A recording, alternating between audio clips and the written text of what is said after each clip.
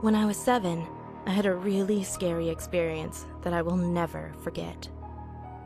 I got up at 8 a.m., as usual, but as I stood up, I noticed something was different.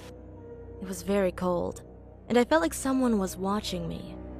When I turned to my sister's bed, she woke up, and I screamed. 2 heads hovered in the air, one of an older woman with long, dark hair and green eyes, the other of a bald, older man with blue eyes. I screamed again and ran to my mother. I told her what happened and saw some man at the door.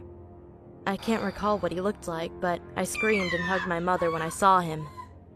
I was crying at this point, and she looked at me as I pointed to the door, not explaining why. She instantly knew what I was upset about, and she spoke in the direction of the door. I don't know what she said. I was just too scared to listen, and all I wanted was to be somewhere else. Nothing like this happened to me again, until I was 13. I was coming from my friend's house and was really tired. I went to my room, turned the lights off, and went to bed. At 4 a.m., I suddenly woke up without a reason. When I looked at the door, I saw my mother looking at my sister.